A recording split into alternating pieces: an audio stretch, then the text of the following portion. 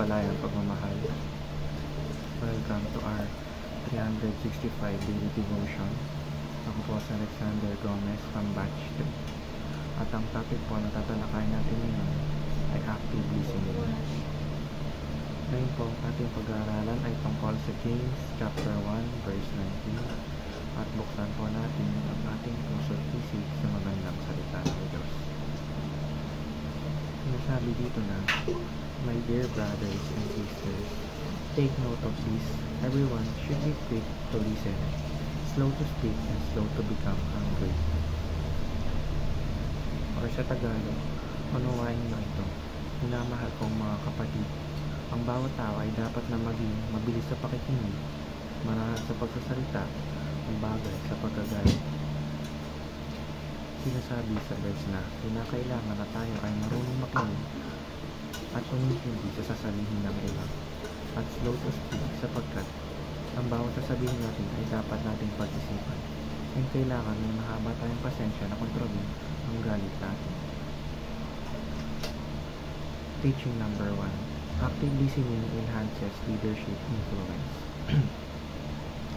Pag marunong tayong makinig, mas naging epektibo tayong leader at influensya sapagkat alam natin ang point of view ng mga nasasakupan natin. Teaching number 2.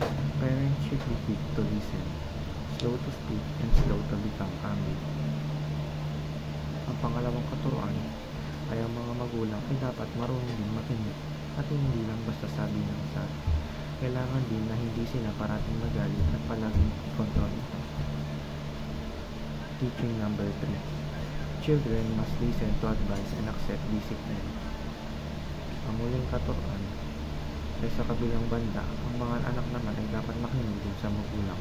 Kailangan tumanggap sila ng mga advice at pagdidisiplina dahil alam ng magulang ang makakabuti sa kanilang mga anak. Application number 1. Seek to understand before you reprimand. Matuto tayong intindihin muna ang kausap natin bago tayo mag-judge, magsalita o gumawa ng aksyon. Huwag tayo mapapadala sa ating mga emosyon. Application number 2. Manage and control your anger. Kailangan na matuto tayong kontrolin ang galit natin. At huwag tayong basta-basta pag nagalit ay nakasigaw, nagbabayaw ng gamit, etc. Nagbabato ng gamit, etc. Kailangan tayo mismo ang nagpapakalma sa ating sarili.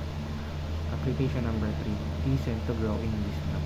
Matuto tayo makinig upang magkaroon ng mga bagong kaalamanan mula sa iba't ibang perspective nang sa gayon ay lumawak ang ating knowledge at wisdom.